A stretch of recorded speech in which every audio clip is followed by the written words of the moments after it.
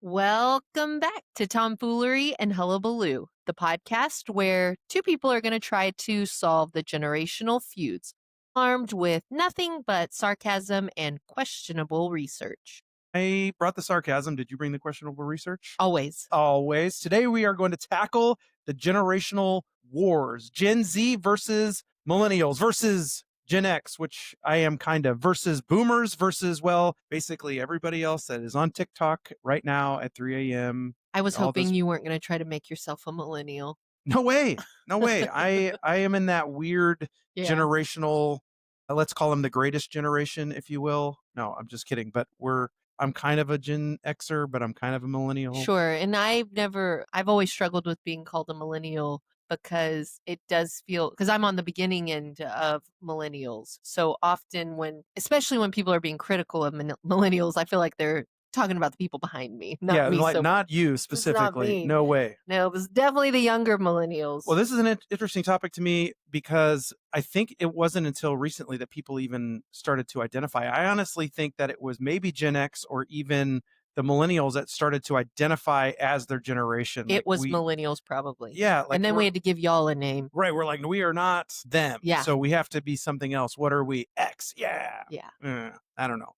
But there is definitely a gap in between like what people are as Gen X to what people are as millennials. And I really think it has to do with technology. Yeah, definitely. and- Well, and then even when you think about the generations before that, I think it has to do with how wealthy our country became in the last Right. 50 years. Yeah. But we'll get into all of that. So every generation thinks it had it the hardest, but spoiler alert, I think the generation that was on the Oregon Trail was definitely Yeah, but not like Gen X was on the Oregon Trail. differently. Yeah, Absolutely. on MacBooks at school. That's right. You've died of dysentery. Well, that actual Oregon Trail generation literally dying of dysentery. That was a tough time. Yeah, scary times. But I would say maybe even the people, the generation that were in the Great Depression, that was a pretty hard From time. what I hear. Like standing in food lines and stuff like that. Like Yeah. you can't even Well, comprehend let's that. get into it then. Sure, let's talk about it. So, segment 1, let's go over these generations and talk a little bit about all of them.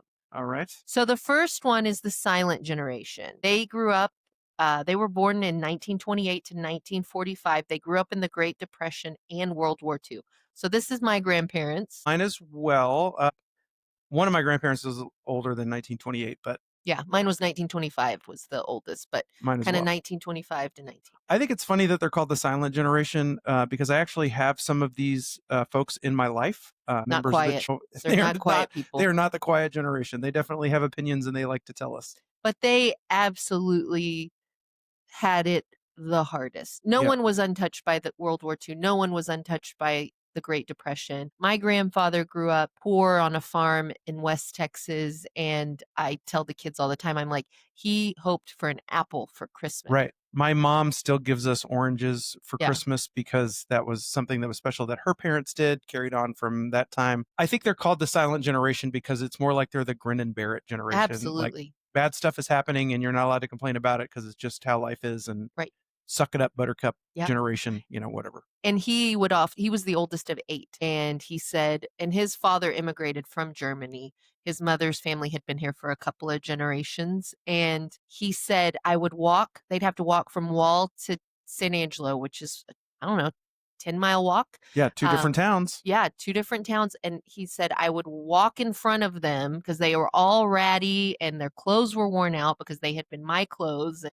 I just didn't they were dirty and I didn't even want to be seen with those people. I mean, and he told us that recognizing, that the error of his ways, but he remembers like, I was embarrassed. We were a ragtag bunch of people. We were barely hanging on. Well, yeah. And another sign of that generation is like how many siblings they had. My grandmother is one of 12. My grandfather had multiple brothers and sisters. I'm one of 3. Kristen's one of 4. I'm one of 1. You're one of 1, which is, trademark. But, we just don't do that anymore. No. Like, we don't have to try and make sure that we have more kids so that we can continue the human, species or whatever, population. The only other thing that I remember him always talking about was Wall only went to 8th grade. And so his parents found a way to get him into San Angelo to go to high school because they said, you've got to get an education. He ended up being only a farmer his whole life, but he graduated from high school, which kids weren't doing in his community Right. because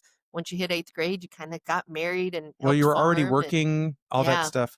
I was reading a book about, the greatest generation and the guys who went off to war in World War II. And a lot of them, the first time they ever had a stake in their life was after they were enlisted yeah, in the military. So they were like, this is, war is going to be terrible, but at least the food's good. absolutely. And they meant it. Yeah. Something that I've never had to experience. He would always say too, because a bunch of his grandkids went to college, his kids went to college, and he would always say, "I went through College Station.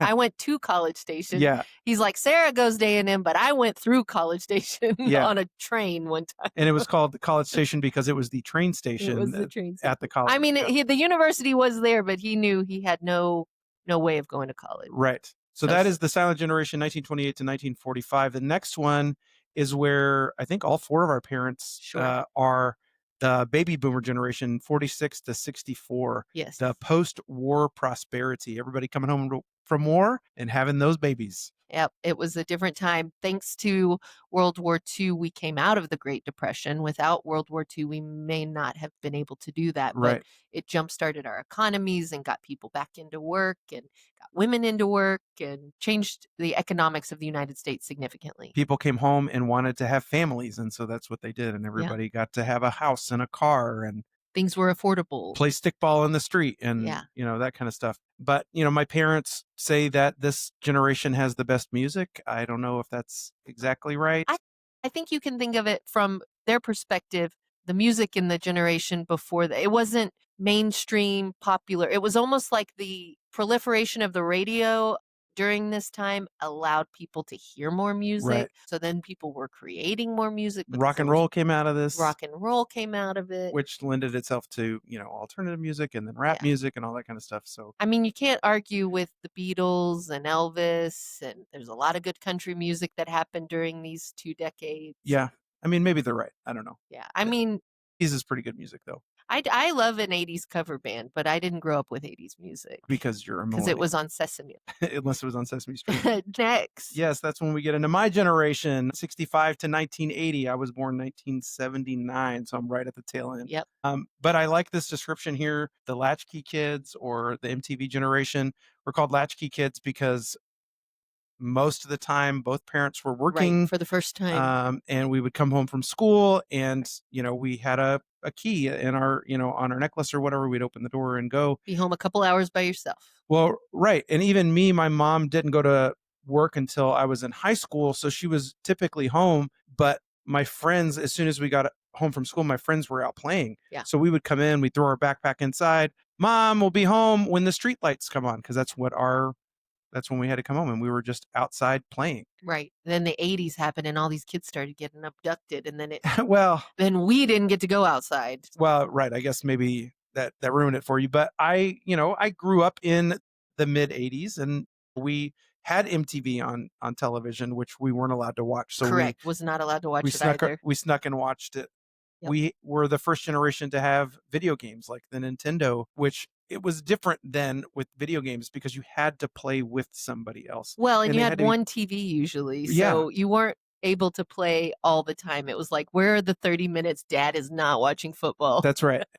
You had to schedule time with whomever else was using the television, and you Yeah. were sitting next to somebody and you were sharing controllers, and it was still bonding together, with Yep. people. And that's, if I ever do play a video game, I'd rather be in the same house with somebody playing a video game that way. I don't really Yeah, like I've playing never online. played a video game with somebody not in the same room. Yeah. That has no appeal to me. The And kids do it. The kids love it. But yeah, not it- my kids, but I mean, kids these days. the kids these My kids would days. love to, but I have not Yeah. let them. The other thing about this time is food changed Right. for your generation. Whereas food got really cheap to manufacture, toys got really cheap to manufacture during this time. And I think our parents gave us everything that they didn't have. Like, because it was affordable, yeah, you Yes. got a Cabbage Patch and this and that. Like, that Right. was that generation where toys Star Wars became, toys, G.I. Joe, Yeah. He-Man, Voltron, all that stuff, because the 80s cartoons, greatest era of cartoons ever, but really all it was toy commercials. Yeah. because the content, if you ever go back and watch an episode of the Masters of the Universe, which is He-Man, I the plot remember She-Ra. Was she She-Ra, in there? that was He-Man's cousin, Okay, but the episodes make no sense. sure. Like, oh man, let me go watch the Thundercats, and you're watching the Thundercats, and you're like, wait a second, this plot makes no sense whatsoever. Yeah. On You Prime the other day, the boys and I were just searching for something to watch, and we saw 1991 Super Mario Oh, that's a Brothers. terrible cartoon. And what we lasted 30 It was, you seconds. didn't even get through like the live action thing at the very beginning. No, it was different because I remember that where Mario and Luigi were human, and then Yes. this was just Bowser immediately it was awful. Yeah. And I was like, nope, doing something else. Yeah. I mean, we had some really cool cartoon concepts, but no stories. There It was was no just a story. commercial. Yeah. And as far as food goes, I remember when we got our microwave and we could eat. Grandpa, tell me more. Yeah.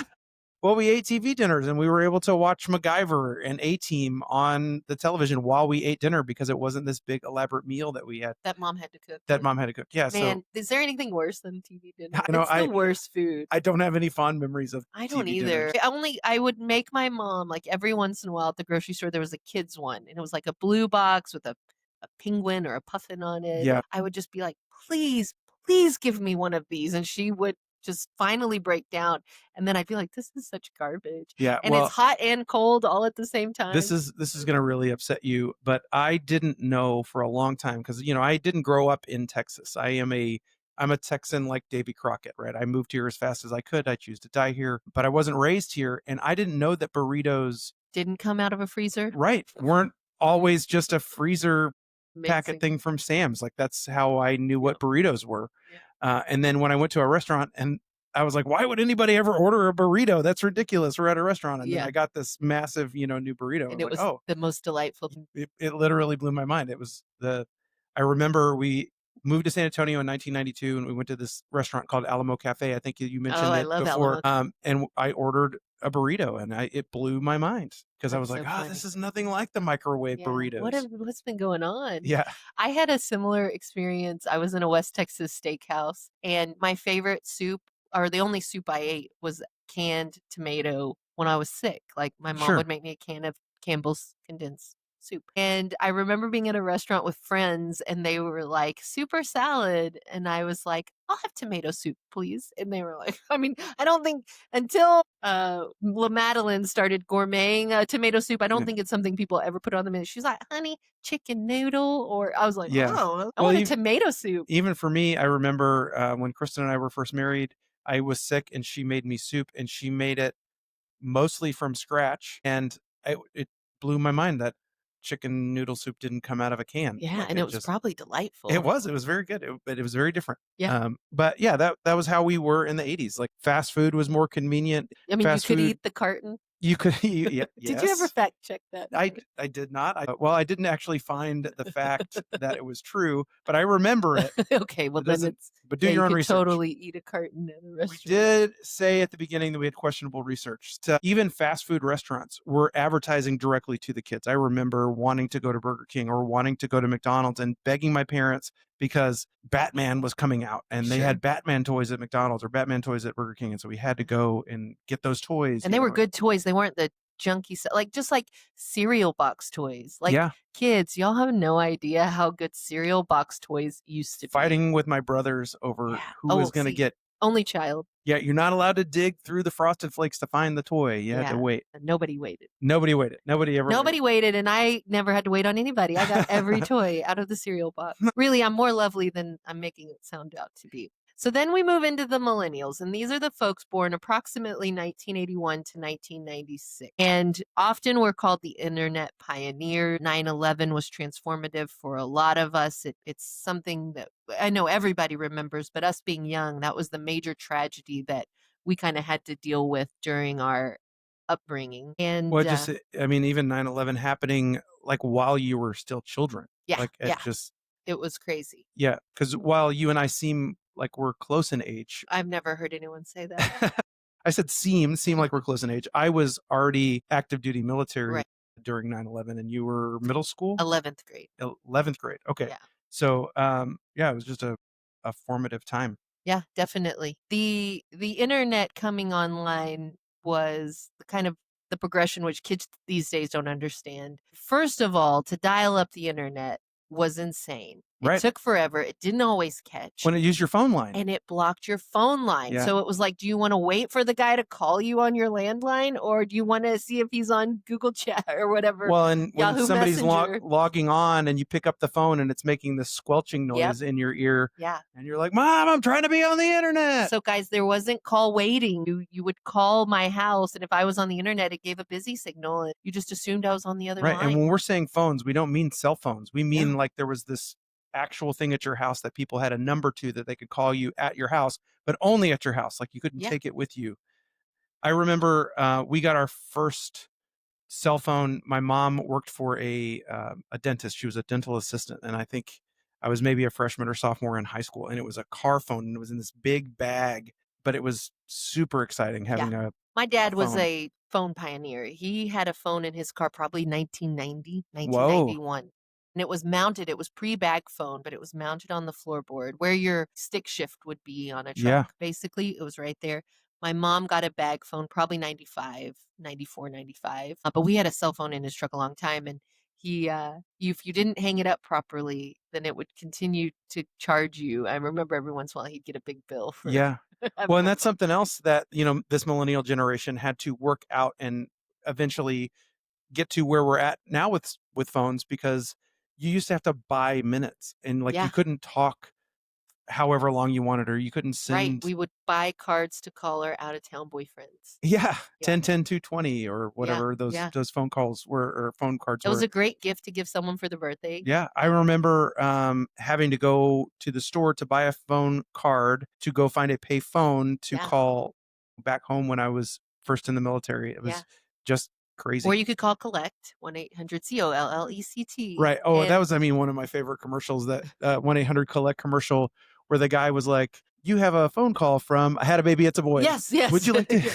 accept those?" We would do that, like, if we were at the movies, I'd call collect home and be like, "Mom, the movie's over, bye," and then she'd come get me Yeah. so we didn't have to get charged. Well, something else that happened in the millennial generation too, talking about movies and phones, is that there used to be a movie phone, right? Like you would either have to get a newspaper to see when the movies were going to Yeah, be, you could or you call would call this number just call a number and they and would be they'd like, recite. "Hello, welcome to Movie Phone. If you know the name of the movie you'd like to see, press one now." And you would just like dial and Or listen to when the here, movie you times just are. listened and be Well, right, like, because there was only. "Alien." 8 AM, 8 PM, 8 like, and then you're like, "God, I've got the 12th movie on this Yeah. list that I'm waiting for." Or in Del Rio, we only have Cinemark Movies 8, the best seat in town, and it's always been Cinemark Movies 8, best seat in town. Well, So, it was 3 before that. oh, In whoa. the '90s, when I grew up, we only had 3 screens, Oh, and it man. took forever to get all the movies to get through here. So, like, if my parents really wanted to see a new movie that had come out, they'd drive to San Antonio, and we'd go spend the night and watch a movie Oh, because you had to because go. because it wouldn't be here for Because it 6 wouldn't come. months. Yeah. Yeah. Well, what I remember about coming to Del Rio was the movie prices. I moved here in Were they high 2000s. or were they They low? were low, Yeah, they were low. and you would That's what I was gonna go say. before like 5 o'clock in the It's afternoon. like 250. They were 250. So Yeah, I went and I saw tons of movies in the early 2000s that I normally would have waited if I yeah, still lived in San Antonio, but because they were so cheap, I would get off of work. I would just yeah. go catch a movie. And even the Late Show back in It 2000 was was like, dollars yeah, $4 or probably. Yeah, $5. it was super cheap. Yeah, it was great. And now, It was the popcorn where they get you. yeah, never did the popcorn, so I was fine. Yeah. So that's millennial generation, pretty good generation, pretty good I think a music. lot of good stuff happened during that one. Yep. Again, I don't get like getting lumped in with the garbage that the younger millennials do and, "Oh, I hate hiring millennials. They don't work hard." I'm like, some Well, of us did yeah, but I still." think your parents really raised you like my brothers and I were raised. Like you had a foot in the 50s and a foot Yeah, in the 2000s because you played outside, you drink out of the water hose. You just told sure. us that you had a secret spy network outside Yeah, in the ditches canal a couple system. of episodes ago. So you did play outside. You were an outside kid. Right. Um, and I think that has a lot of value because if you have a foot in both, you're a little Yeah. bit more And I balanced. think too, because of where we fall in this millennial generation, when they characterize us as being the first to have the internet and this and that, we couldn't use it. It took Right. you 3 days to download a song on Napster. Used a little bit of Napster is a website that had music on it. it was the original Spotify, but you were doing it illegally. It was all illegal. Um and I was scared to death. I downloaded literally 2 songs and I was like, I don't want to go to prison for Yeah, I'm this. not going to jail for Avril No, Lavigne. not doing Um, it. I think also that you were raised more like a Gen Xer because of where you are. Yeah, being in You're a small town. right here on the Yeah, border of Mexico, because we didn't get high-speed internet in Del Rio until like 2004 or sure. 2005. I remember I lived on the Air Force Base here in town, and we didn't get it as early as the town got it. Right. And so it was like my friends in town were like, "Oh, we're not gonna play Halo with you because we're playing online." And I was Yeah. like, "How are you playing Yeah. online? I still have dial-up internet on base." That's And crazy. that was 2004 still. Yeah. But anyway, okay, next generation. What is it? Gen Z. Gen Z. These are the folks born 1997 to 2012, and all your kids hit this one. Every single one of them. Yeah. Yep. Digital natives. So they're the first ones to really have a digital world at their fingertips. Us millennials, we just dabbled in it, but it did not help. Asking Jeeves did not help us with any research Yeah. paper. Ask Jeeves was like a Yahoo It was or the Google. yeah, it was Google. But my dad treated it like AI is today. Yeah. Like that's where my dad, I guess, saw Jeeves going, but he would be like, Jeeves, write a paper again. It takes 3 days to get this search up, but he'd be like, Jeeves, what is the lowest point in the United States? So Yeah. he'd ask these elaborate questions, and then junk would spit back out. Well, and the way they advertised Ask Jeeves was like Yeah, it as was if it like was AI AI, today. but Yeah, it but wasn't. It it was wasn't. It just a was search engine. awful. But yeah, all my kids. I have my daughter was born in 2005. Our oldest son was 2007, and then Jack just made it in 2012. I like to call this the anxious generation. I mean, there are a lot. I mean, these are the kids that are coming to work at the CrossFit gym and at your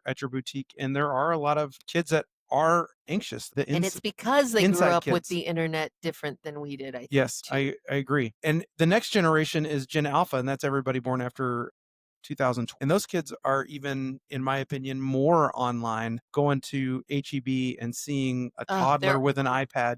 It just, nothing has broken my heart. yeah, I just, they're Just the losing. carpal tunnel alone. Like those kids aren't going to be able to do anything with those hands. Well, I was just talking about Jack at breakfast this morning and him not looking outside while we're driving, not knowing the names of the roads or what's around us, and how we're having to deliberately parent him to get him to start paying attention to the world outside so that he is protected and, Oh, but he can and navigate aware. his little Minecraft village Oh, he absolutely can. blindfolded. He absolutely can. That Minecraft game stresses me out. There's too many options, but he can fly through them like Yes, it is incredible. it is. But yeah, this I am interested to see this Gen Z's generation, because I feel like they're also they're making a turn as well. Kind of, some of them are more online and some of them are becoming less online, and they're buying farms as they're becoming older, and they're Right. They're trying to starting get back to the simpler things in simpler life. things. Yeah. Yeah.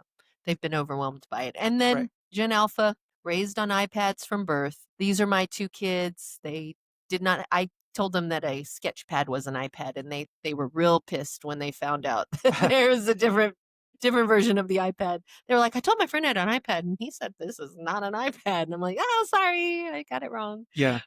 So I've been raising my kids very intentionally based on the lessons that we're learning from the last 10, 15 years. Well, and being intentional as parents, and kids hear what Sarah and I are trying to say, raising you differently than what your friends are being raised, because we love you Yes, and we want what's best for you, and we don't think that unlimited access to the uh, internet is it. unlimited access to the internet, because I've seen my children stay children. Yeah, absolutely. And I attribute that to less access to the internet. Yeah. They're not seeing the things that are maturing their friends as And for quickly. us, it was MTV that was doing that to kids. I mean, Right. that's why my parents intentionally kept me off of Right. MTV. My parents kept us from cable for a long, long time Yeah. because they And didn't want us to see all that I stuff. remember being in 6th grade and I had not watched a lick of MTV, and the kids were talking about the real world. Oh, I thought they were 6th grade. literally talking about the world around us. And That I was a was TV show. It was it was a the it was beginnings like of reality the TV. beginning of reality TV, and it was a bunch of young college-age kids living in a house together with tons of tomfoolery, a lot of hullabaloo, Yeah, different than but we're not how doing. we're doing it. And Not but the the way rated the G kids were version. talking, and then I was like, "Oh, they were like, I love the real world. I love the real world." And I'm like, "Me too. I love trees and I love my toes in dirt and I love swimming in a stream." And they were like, "What in the world?" And then one of them was so kind and they were like, it's a TV show on MTV. And I was like, And no one's swimming in streams and putting their toes in dirt on this. so What an idiot. look, I just saw this thing on Jimmy Fallon the other day where it was a young singer. I don't even know what her name is, but she is also blonde, just informational only. There's not any implication to your real world comments. Thank you. But Continue. somebody put a phone in her face. A fan put a phone in her face, and she was drinking a bottle of water. And they go, "Say hydrate," and she went, "Hi." Like Jimmy Her Fallon. name's not Drake, No, probably. Jimmy Fallon showed that clip while she was a guest on his show, and she was like, "People do that to me all the time. They put the phone in my face and they tell me to say hi to like their cousin. I thought they had a cousin named Drake." And so I was just saying hi to Drake, and they were just like, "No, no one's named That's Drake. We amazing. just wanted you." Yeah. She's precious. Yeah, it's very, very silly. Kind of like, I love the real world. I Yeah. love the I trees. love climbing trees. Yeah, And adorable. yeah, I was trying to fit in. I had just come out of a private school to public school Yeah. and I was behind. You're like, guys, there are trees outside. So, if you think about the other generations, what would you like to take back to your generation? Like, if you could go, you're like, you know what? I would have loved to have grown up with this. For me, I'm going to go with Spotify. And I Oh, say that because every CD was $20 and I only wanted one song off of every CD and I couldn't afford it. So I had very little music at my fingertips. And I grew up in a small town with one radio station. And like, if I yeah. wanted to hear the Spice Girls, it was only coming on, the song was only hitting the radio once every few I hours. mean, my friend I and would have been so much cooler with Spotify. my friend and I in high school, his parents had bought some stereo equipment that you could record in. So we would sit and we would listen to the radio. And when the DJ would announce what song is coming on, we'd hit record and we would record them onto a cassette tape. And then we also had the ability to record like little snippets Sure. from movies on there. And so, I mean, we got really good at making these mixtapes with funny quotes from movies. Awesome. So You didn't need Spotify. I Did you Spotify. need? I don't know what I would take back from the future because Well, you could take it from the past. It's any generation.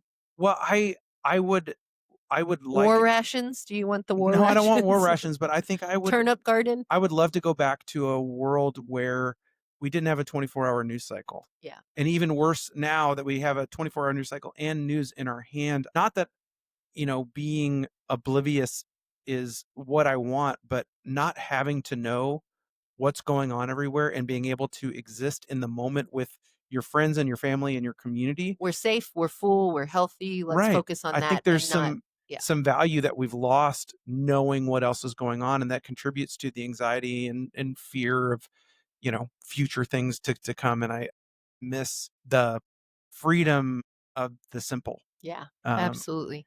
and I would love to be able to go climb trees and Yeah. pretend that I'm Robin Hood or Peter Pan. That's what I would like to go back to. That just Yeah. age of innocence, I guess. Absolutely. And movies too. I wish they would just make good movies that you could watch with your kids and not have to worry about Yeah, PG-13 doesn't mean the same thing anymore. it. And they used to make good movies that you could just watch. But Hey, that's what Nate Bargatze's working on, I though. know he's filming a movie right now. It's wrapped.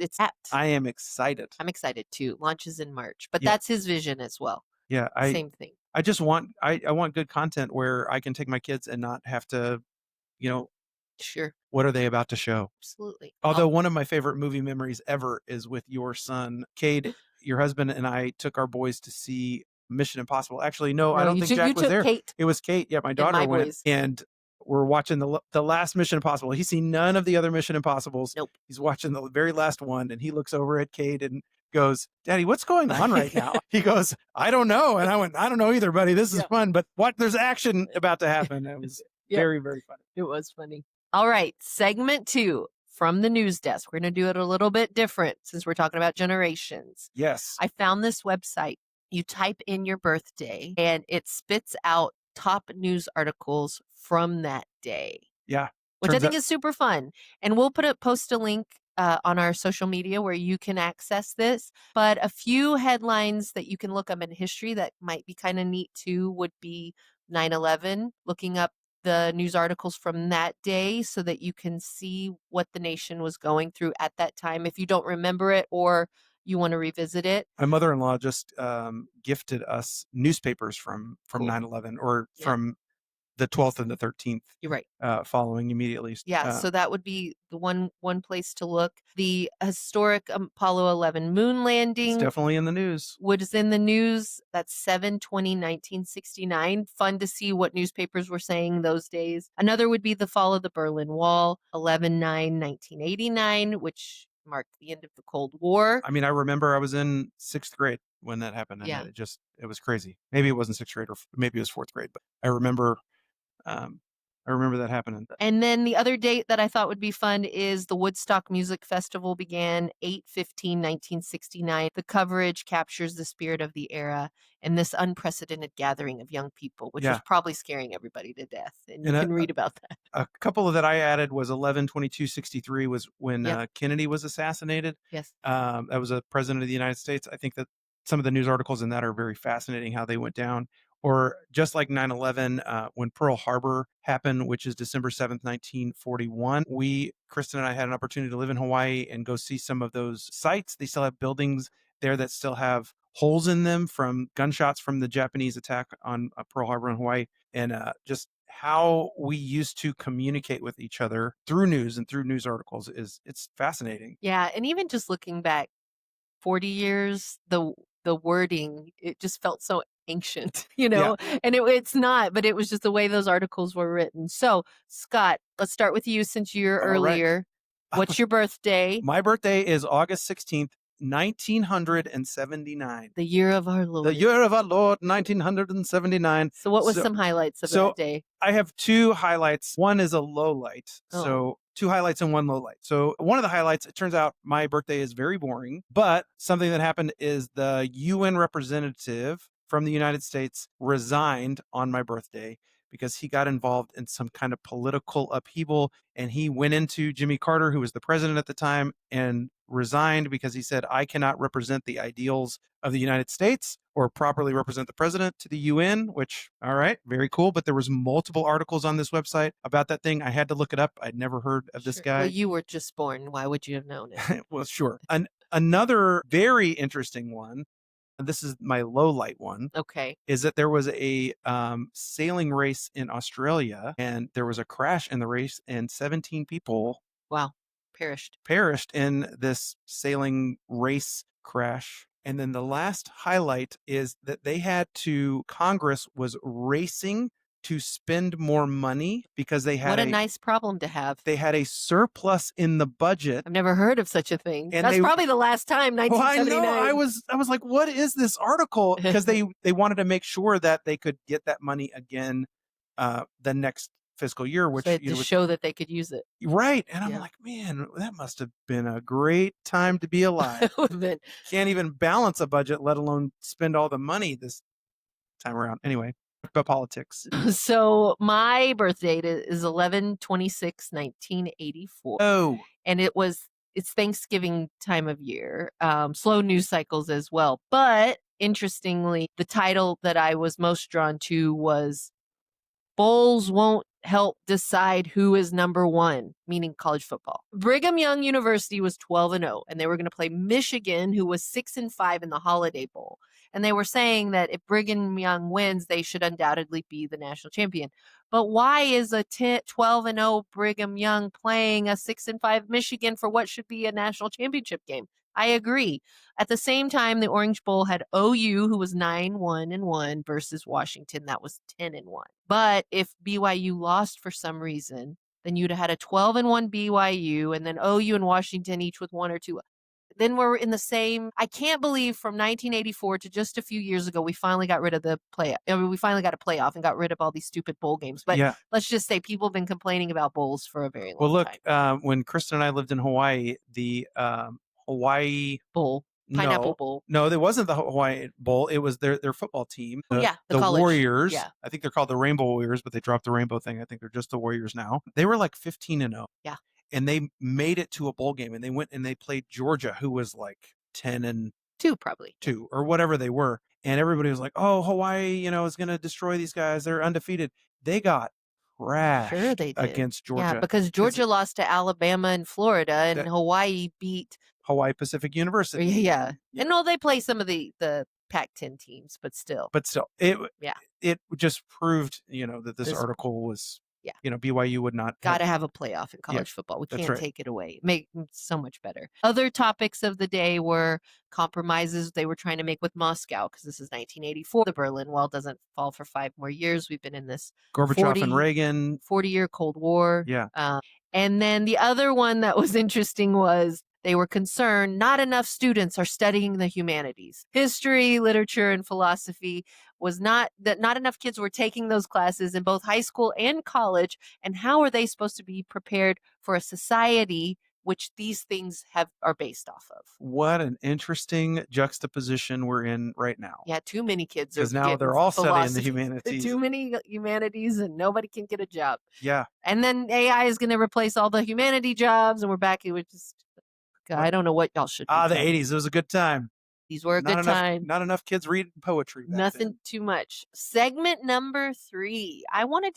We're getting to know each other. We're getting to know each other's generations. So I found these little friendship questions. Friendship questions. I thought we could ask each other these friendship. Sarah, let's be friends. BFF questions. Yeah, cannot. All right, Scott. Okay.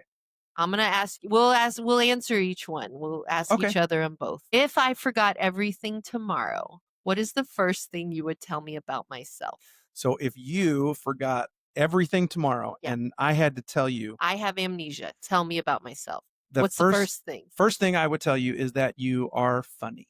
Thank you. That's a way to a girl's heart. But. Oh, God, there's a but. Not as funny as me. No, that's terrible. That's exactly and what I would tell you. And it would take me about 5 minutes to figure out that was all. You're like, wait a minute. That guy isn't even funny. I thought you were going to tell me that I won the Hunger Games. Yes, I survived. You lost all of your memories, but you won. But you won the Hunger Games. You murdered all those kids. If you forgot everything tomorrow, Scott, the first thing that I would tell you about yourself is going to be good. No, is that my favorite thing about you is your understanding of the Bible and its daily applications to our lives. So you need to start reading that thing again. You need to start reading it again because we need... Sarah, that's such a nice answer. I need to come up with a better answer than mine. I went right for the joke. Yeah, you sure did. Oh, man. I asked this question to Kristen last night as I was going over the script, and she told me that if I lost my memory, that she would tell me that I love giving her back massages. Yes. So that's what I did. It's amazing. And I do love giving you back massages. But not as much as you love the Bible. Just not as much as I love the Bible. That is very, very true. All right, let me ask you this one. Okay. Which animal gives you the same vibes as me? Oh. I've run through a few. I have decided to give you the bear. The bear? Yeah. I'm going to give you the bear because they are strong, very big, sometimes described as fit, sometimes as flabby. Yeah. Just depending on the time of the year. It just depends on the time of the year. And they can be fierce, but they can also be docile. Yeah. And I give you the bear. I love that. I like to Sloth think of... came to mind, but I went with bear. I was a little afraid of that. You had mentioned earlier maybe the beaver. I was a little terrified of that. There's a girl that is, I guess she's a young lady that's a member at our CrossFit gym who studies bears. Like she comes into the Del Rio area during the wintertime because this is part of their migrating pattern out of the black bear, Mexican the black bear. Yeah. So thank you. That's very cool. I like to think of myself as Baloo the bear from like the Jungle Book. Yeah. All right. Or Winnie the Pooh. Yeah, I should have thought about these answers in less jokey ways, but that's okay. Hit me. I can handle it. I'm funny, remember? You are funny. I think of you as like a Labrador. Oh God. But wait, let me tell you why. Okay. I think of you as because I had a racehorse in my head, but that's fine. Please. No, because you are very active, but your defining quality is your loyalty. Like you are loyal to a T, and you will bark when you need to bark, but you will also cuddle. Yes, you're also gentle when you need to be gentle. And if something is important to you, you will protect it with your life. I think of like Old Yeller. Like Old Yeller. Thank you. It's the name of the dog. My blonde hair. Old Yeller. That's it's not old. It's O-L apostrophe. I don't know if there's a D at the end, but like just loyal all the way through. Thank you. And that is how I see you. Sometimes maybe Chihuahua, but God, right in the heart. Okay. What nickname would you give me? Man, well, I call you Sheila when we play pickleball because there's an internet girl that plays pickleball very fiercely, and her name is Sheila. Internet personality. She's great. I want to be Sheila. But I'd like seriously, to be in better shape than Sheila. But the nickname that I have given you is Little Sister because Yeah. that's the truth, that you're like my little sister. Yeah. And I think that's why this works. That's why this works. Oh, I Yeah. mean, it's kind of working. It was working until I called you a dog. It was. I had a nickname for you, Awesome. Was it great? and I've lost it. I should have written it down. Great Scott. Huh. Great Scott. That's funny. I'm sorry. I Okay. went blank. I'll come back to You that should have one. written them down. I should have. I'm so sorry. Okay. Your turn. Oh, wait. No, you're I'm drinking drinking. water. You go. If I told you I bought something crazy, which I buy a lot of stuff, so this one's hard. If I told you I bought something crazy, what would you guess it is? I would guess that it was a hat of some sort. I've had a couple of cute hats, and now it's at Some cute hats. It could be, or it could be a bag that you show me and you tell me how much you paid for it, and I go, Don't tell Kate. I'm not telling None of Kate. my cat hats or bags have been crazy. I'm not saying that you overpay for them. I'm just saying that sometimes I'm surprised at what you did pay for them. But I also I could imagine you. Bingo is not happy with you calling me. Bingo is being very loyal and protecting what he cares about right now. He is. At least you didn't call me a corgi. They got little short legs. Yeah. Like T-Rex arms. But outside of like fashion, I mean, you own a boutique, so that's an easy call. I would say that the craziest thing that I could imagine you buying is like I could see you driving like a pink Cadillac. Like you just buy a pink Cadillac convertible. Yeah. Because you would just want to. Okay. Like if you came in the sky. I feel like he doesn't know me at all. Pink Cadillac? Like this a huge boat of a car that's a convertible. I know, a boat. That'd be pretty crazy. I could get on board with that. I think that if you bought something crazy, I was gonna say it is like a really bizarre exercise equipment. Something really strange for the gym. Not what the Total Gym. Yeah, like a Turbo Flex. Look what I bought. This really crazy, the newest, weirdest thing to make you fit, like the vibrating the butt jiggler. It'd be something like that for the gym. Or I was thinking a very like early edition book that you overpaid for. I would early edition book, or maybe an action figure, or even a comic book. Those are hard things to explain as a 46-year-old man. Feels crazy to the rest of us. Like, how much did you pay for that? Well, it doesn't matter. It doesn't matter. This is what I wanted. This is a limited edition Ninja Turtle that I just bought. Yeah. Yeah, okay. That'd be pretty crazy. Don't do that anymore. You have kids in college.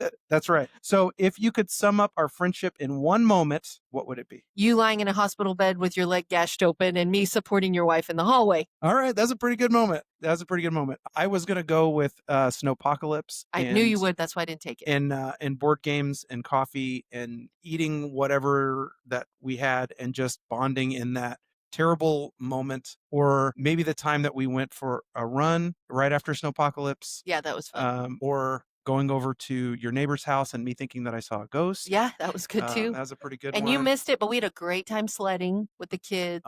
You missed that. I don't remember what you thought you had to be doing. I was probably trying to make sure my house was warm. I think you were, or making the 8-bean chili or something. Because all we had was beans. We gotta do something. The reason I always think about the emergency room visit is because I thought it was a lot worse than it was. Like I thought the way Kristen called me, I was like, he's losing a limb. This is the only explanation. And then I go in there and it's just a gash. I was like, well, thank God. Well, in Kristen's defense, I mean, we had been married for 21 years or 22 years at the time. And I have never gone to the emergency room before. So that was really the first time that she's had to take me to the emergency room. So I'm sure she did think that I was going to lose my leg. Because I said, you need to take me to the emergency room. And she went, oh my God, it's bad. Right. Yeah. But I think about that one. That one was the first one that flopped. But our families also spend Thanksgiving and Christmas together. And I love those memories as well. You do a really good job of like hosting, like transforming your home into a hosting place. And I don't know. I love being part of the little family that we've created down here. So, I agree. Yeah. Well, I'll give you all Kristen's nickname for Scott, since I couldn't come up with one. Oh, boy. Scotty Too Hottie. She does call me Scotty Too Hottie. So, that's all I can come up, because I can't come up with my own. I'm sorry. But I gotta say, I like it. I mean, I'm sure you do. I mean, it's I wish Sarah Too Farah. Well, Yeah, that's what we call you. I That's what- didn't want to reveal it on our podcast, Sarah Thanks. Tufera. If that's not an Instagram handle yet, I'm gonna go Yeah. take it. Well, on her calling me Scotty Too Hottie, she does call me Scotty, and there are very few people that I let call me Scotty, and you are one of those people Yeah. that call me Scotty. I mean, when I say let, like somebody calls me and I wouldn't stop, like, hey, don't you dare call me Scotty, but like it bothers me when people call me Sure, that. it's like nails on a chalkboard or something. Right, Yeah. but it doesn't bother me when you say it or Kristen says it. Sure. And there's a few men in my life that have called me Scotty before, and it's a very small list where I don't. I'm like, hey, no, thank you. But That's right. So that's us. That's us in a nutshell. Sarah Too Farah and Scotty Too Hot. I got to work on mine though. All right, the next segment: the top 10 weirdest things the kids are saying these days. Oh man, skibbity riz. Toilet. Dubop. So this is our reminder that we have no idea what our children are talking about, and we're old, but here we go. Well, one of the my famous favorite things that Kristen has ever done is she picked up Jack from school and just like she looked up what all these words were, Yes. and she just talked to him like that the whole way home, I and bet he he was mortified. Crawled out of the vehicle. Yeah, he's like, stop! You have to stop doing it. Yeah, they love it. So the kids are probably not looking forward to me doing all this on the. But now you guys know what you're saying because we're about to tell you all of the definitions of these words. So these are in no particular order, but I definitely save the grand finale for last because it's the one that is newest and most annoying at this time. So number 10, Riz. Yuck. He's got mad Riz. He's got mad riz, but this one actually makes sense to me. Yeah, because it's just a shortening of the word charisma. Agreed, and it reminds me more of the slang terms we used in the 90s, where it's cool, bad, rad. I was in the real world, so I don't know where you were. Well, I guess it is like rad because rad means radical. Right, like deaf. Never said it. Definitely, most deaf. You've said most deaf. I've described the artist Mos Def, but I've never said Mos Def. Whatever. Do you mean whatevs? You need to chillax. My bad. I thought you said deaf. Yeah. So those are kids. Those are words we said. Kids. And anytime I thought about what did we used to say, like all that I could come up with was, what did they say in Clueless? What did they say in Clueless? As if. Yeah. That's what she said. As whatever. Yeah. Okay. So Riz, I like Riz too. Yeah. I need to start using that one more often. I think you should start using number 9 as well. Okay. Bet. Yeah. And that just means okay. Okay. All right. Okay is less letters than bet. So why are we using bet? Yeah. Well, when I was still working on the military base, I worked with some Gen Z kids and some millennial kids, and they would say bet, and I was like, "Oh, what are you guys wagering?" Yes. And just what are you all wagering? Yeah. I'd love to go to the horse races with you all. Ah, see, hey guys, and I pulled out my top hat and my cane, and we went. I can't like between my head and my mouth, I can't get bet to come out right. Just means okay. I guess like you bet. Like, oh, maybe that's where that's from. You want to go out tonight? You bet. You bet. Bet. Okay, I just need to drop the you. Okay, I'll start using that one. Oh, please do. Hudson taught me this one at number 8 this week. No cap? No cap. He's like, Mom, no cap. And I was he actually said it to you, like in the wild, in real world? No, he wasn't in the real. He wasn't in the wild. He was like, I was trying to get to the bottom of this number 1 thing on our list. And he was like, the other thing that we're saying is like, no cap. And I'm like, Dix, use it in a sentence. And he was like, I told Sebastian I was the best soccer player at school. No cap. Right. I'm not lying about it. I'm not lying. Yeah. But what is it? Where does it come from?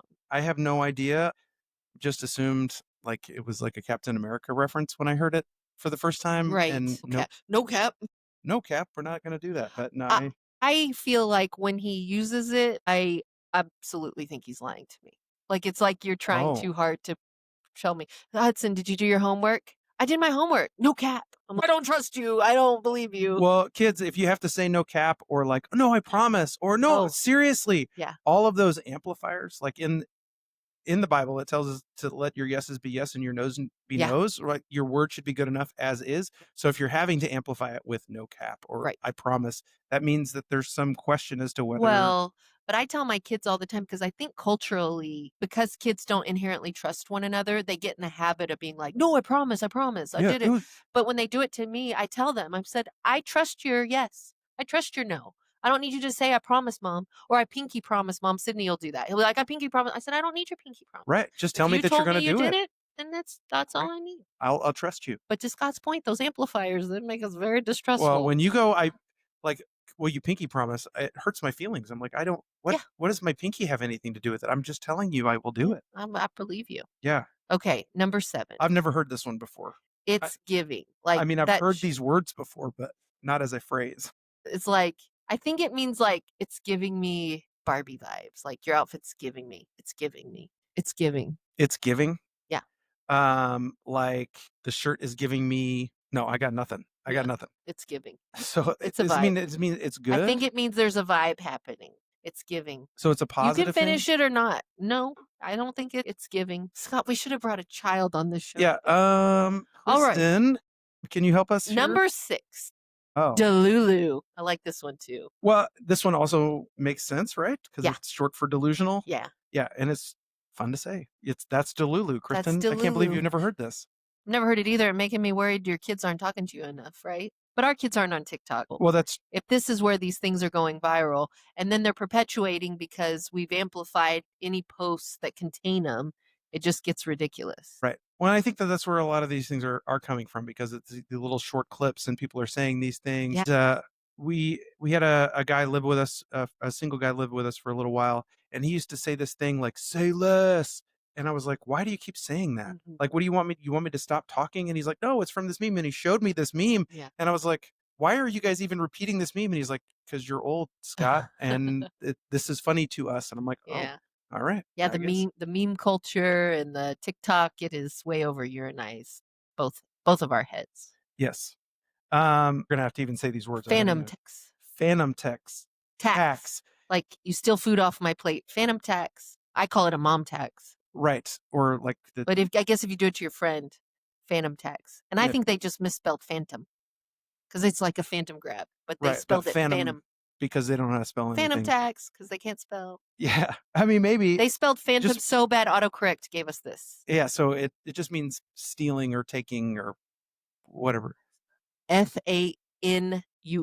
Phantom tax. Phantom tax. Like if I take one of your french fries off of your plate, that's the phantom tax. Yeah. We like to call it sharing in general, but the Yeah. kids are calling it a phantom tax. Don't be touching my fries, boys. Now I first heard this next one at Christmas. This Christmas? This past Christmas because someone as a joke, or maybe it was even Will as a joke, bought this gift that was called a skibbity toilet. Sure. And I mean, it definitely made me feel old because he was telling me like skibbity, skibbity toilet, skibbity, skibbity. And I'm like, stop saying it. Like the word is losing all meaning. I don't even know what you're Yeah. talking about. And it's just a meme about a toilet dancing, Yeah. right? With like a face in it or something like that. And nobody's worried about the future of society. Right. So I had a really funny story, like late 80s. I took my dad to the toy store and I was buying Star Wars, I was buying He-Man. He didn't even really like buying He-Man toys because he was just a big muscular guy, pretty much just wearing a diaper. He didn't really like any of that. And I remember vividly saying to him, "Dad, I want to buy a Teenage Mutant Ninja Turtle."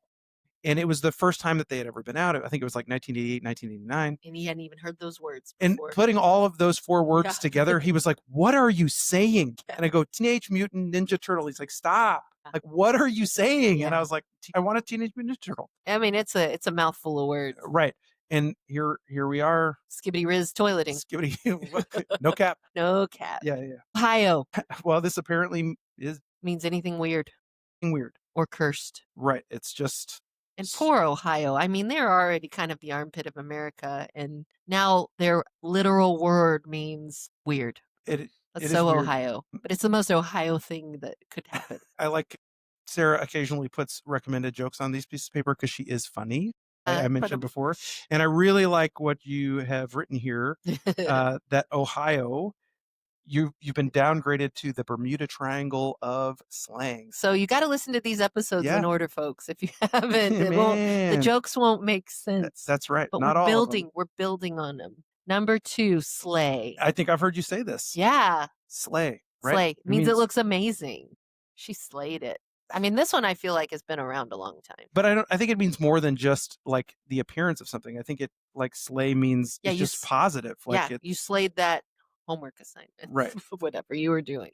You slayed that sermon Sunday. Yeah. Dad, your hamburger slay. Your hamburger slay. Yeah, the Yeah. kids are slaying everything. Yeah. But not slay like a one horse open sleigh. No. More like the murdering. Murdering sleigh, which good. Yeah, Not you worried about murdered it. You killed it. You yeah, crushed it. not worried about the next generation at all. Let's slay this podcast. Yes, we're But slaying. don't take us off the air. I want to make sure we got the context right. That's right. Drum roll. Oh man, are you The guys excited about number this one? one dumbest thing kids are saying right now. I actually had this one in the wild last weekend from someone who is part of our generation, part of probably more your generation than my generation. But they said it and I got it and I was very disappointed in myself Yeah. that I Oh. actually got it. Well, it's 6-7. 6-7. And it is so annoying Yeah. because until this thing popped up, I didn't realize how much 6 and 7 come up in that order. Right. The soccer score, My soccer your score. soccer score last week, I was watching the game and I asked somebody who was keeping score, I said, is it 7-6? And they said, no, it's 6-7. And I went, And then they did this. yeah. And I went, I actually pulled my starter so that the game would end 6-7. stop. No, of Oh. course not. Of course Oh my not. goodness. I would never do that. I was really disappointed that that's where it ended. But it was so funny because during the game, one of the kids on the opposing team said, "What's the score?" And I said 6-7. And he was like, "For real?" Yeah. It was so cute. He was like, "She's pulling my leg." I got to give props to the school. They have embraced this and had fun with the kids. Some of the teachers have done like math tests where 6 and 7 is only numbers being used. Oh, that's fun. The principal got on the air, and when she made announcements, she did some 6 and 7 jokes, and so the kids are having a really fun time with it. And my favorite kind of twist on this that I've seen that you will probably appreciate, maybe not, because I don't know how questionable your music choices were, but it's like these kids out here thinking 6-7 is it, and we come from the 3-6-9. Damn girl, sock it to me one more time. Get low, get low. No, get Kristen low. would really appreciate that. Yeah. Not me. No, I knew she would. The music I listened to growing up was like Amazing Grace. Oh. No?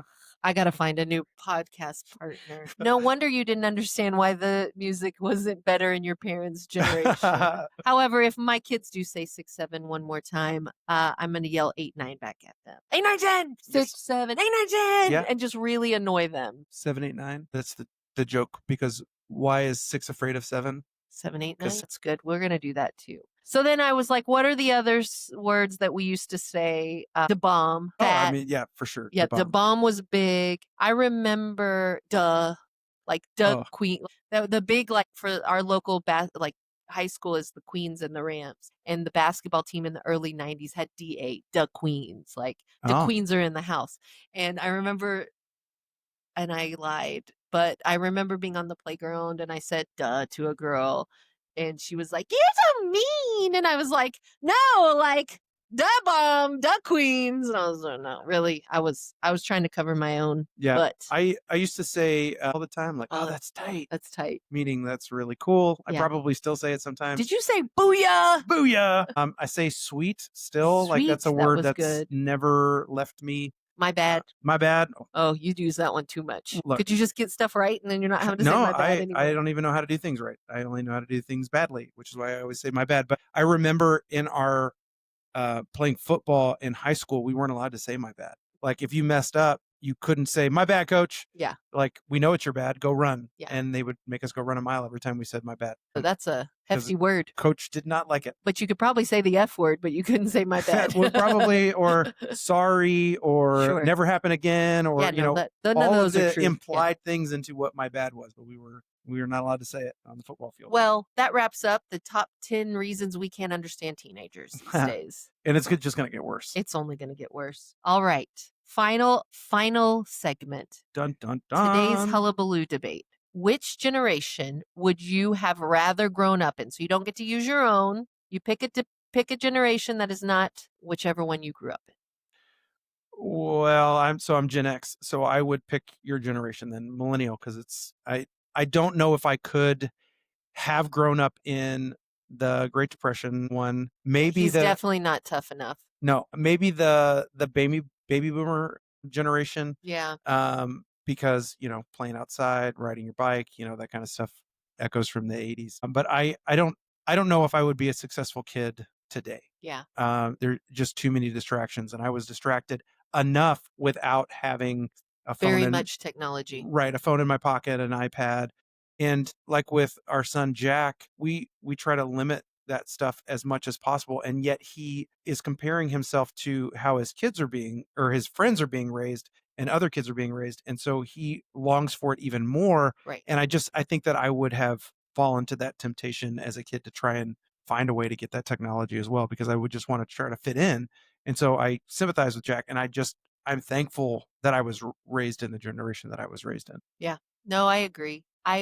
My first inclination is to pick your generation, but truly I don't want that one. I am an old soul. Yeah, I think I want to go back further. And the world was too hard in the silent generation. I agree.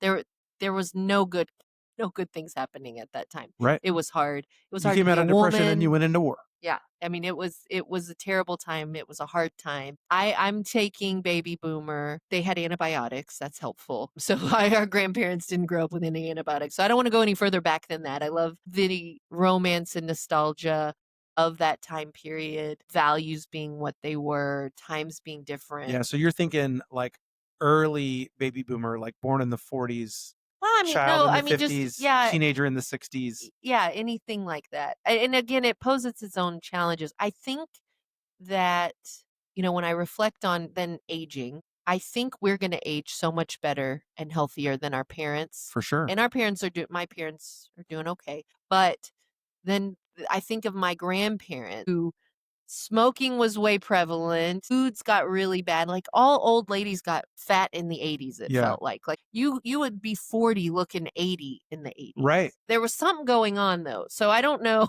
I'm now So rethinking that's my what you want? position. Oh, I'm like, whoa, wait a minute. I wouldn't have wanted to grow up and had such poor nutrition because we were prepackaging everything. Everybody's eating TV dinners. Yeah. So So I guess my point to this is there are pluses and minuses to every generation. I, like you though, have zero desire to grow up in the newer generations. right. Not at It all. it'd be very difficult. To your point, you let Kristen borrow a book called Giant, which is about like a West Texas ranch in kind of like the He's 30s, yeah, 40s. in the silent generation on into Yeah. the baby boomer generation. And there's a movie that was filmed kind of near where we live. It was out in Marfa and Marathon. And the movie was filmed in 1954. Elizabeth Taylor, Rock Hudson. It was the last movie that James Dean did. And we watched the movie after she finished reading the book. And there's a scene in a hotel. And I made the comment to Kristen as we were watching it. I was like, it looks so elegant and Yes. beautiful. Yes. And I bet it just smells like cigarettes Yep. because everybody was smoking, and it's such a foreign like concept to us right now. They stopped in San Antonio you being allowed to smoke inside in the late 90s.